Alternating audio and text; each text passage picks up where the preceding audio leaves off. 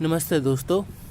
आज हम NCERT की किताब में से कक्षा 7वीं पाठ संख्या 4 कठपुतली अभ्यास के प्रश्न उत्तर करेंगे। आइए वीडियो को शुरू करते हैं।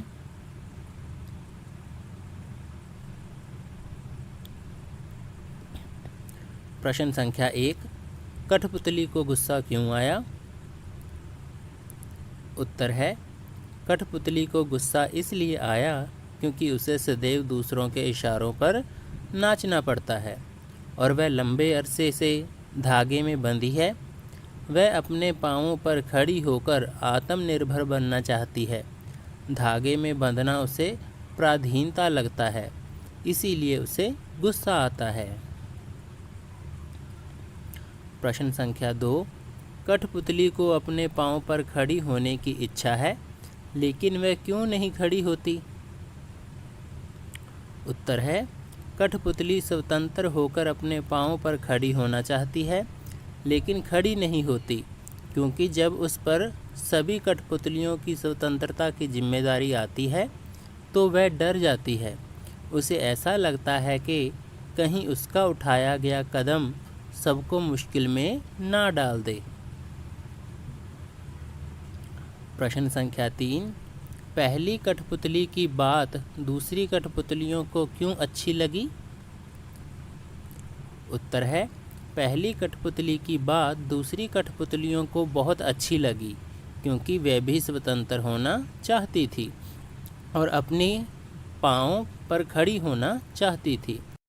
अपने मनमर्जी के अनुसार चलना चाहती थी। पराधीन रहना किसी को पसंद नहीं। यही कारण था कि वह पहली कठपुतली की बात से सहमत थी। प्रश्न संख्या 4, पहली कठपुतली ने स्वयं कहा कि ये धागे क्यों हैं मेरे पीछे आगे, इन्हें तोड़ दो, मुझे मेरे पाँव पर छोड़ दो। तो फिर वह चिंतित क्यों हुई कि ये कैसी इच्छा मेरे मन में जगी? नीचे दिए वाक्यों की सहायता से अपने विचार व्यक्त कीजिए। उसे दूसरी कठपुतलियों की जिम्मेदारी महसूस होने लगी। उसे शीघ्र स्वतंत्र होने की चिंता होने लगी। वह स्वतंत्रता की इच्छा को साकार करने और स्वतंत्रता को हमेशा बनाए रखने के उपाय सोचने लगी। वह डर गई क्योंकि उसकी उम्र कम थी। उत्तर है, पहली कठपुतली गुलामी का जीवन जीते जीते दुखी हो गई थी। धागों में बंधी कठपुतलियाँ दूसरों के इशारे पर नाचना ही अपना जीवन मानती हैं, लेकिन एक बार एक कठपुतली ने विद्रोह कर दिया। उसके मन में शीघ्र ही स्वतंत्र होने की लालसा जागृत हुई। अतः उसने आज़ादी के लिए अपनी इच्छा जताई, लेकिन सारी कठपुतलियाँ उसके हाँ में हाँ मिलाने लगी और उनके नेतृत्व में विद्रोह के लिए तैयार होने लगी। लेकिन जब उसे अपने ऊपर दूसरी कठपुतलियों की जिम्मेदारी का एहसास हुआ तो वह डर गई। उसे ऐसा लगने लगा न जाने स्वतंत्रता का जीवन भी कैसा होगा। यही कारण था कि पहली कठपुतली चिंतित होकर अपने फैसले के विषय में सोचने लगी। कविता से आगे प्रश्न संख्या 1, बहुत दिन हुए हमें अपने मन के छंद हुए। इस पंक्ति का अर्थ और क्या हो सकता है? नीचे दिए हुए वाक्यों की सहायता से सोचिए और अर्थ लिखिए। बहुत दिन हो गए, मन में कोई उमंग नहीं आई। बहुत दिन हो गए, मन के भीतर कविता सी कोई बात नहीं उठी जिसमें छंद हो, लय हो।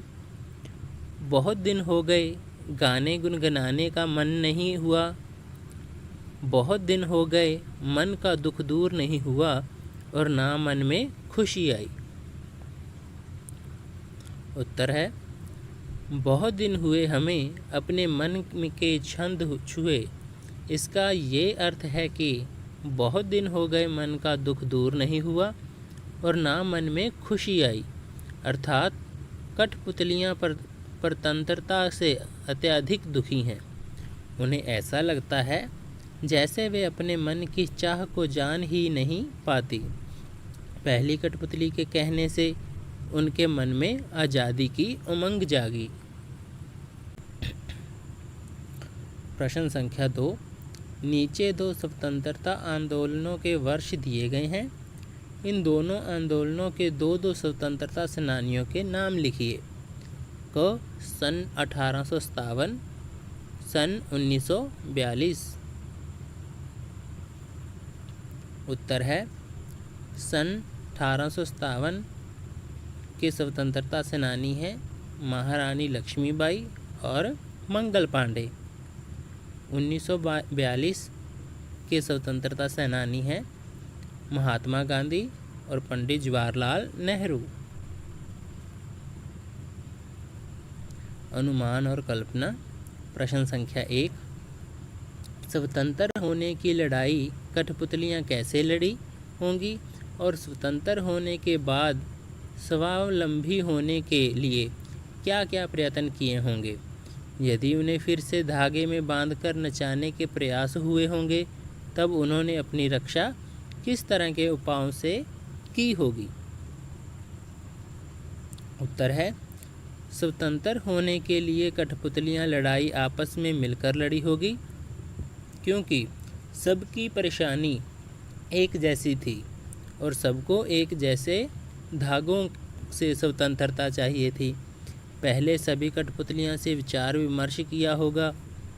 स्वतंत्र होने के बाद स्वावलंबी बनने के लिए उन्होंने काफ़ी संघर्ष किया होगा। अपने पाँव पर खड़े होने के लिए बहुत परिश्रम किया होगा। रहने, खाने, पीने, जीवन यापन की अन्य आवश्यकताओं को पूरा करने के लिए दिन रात एक किया होगा।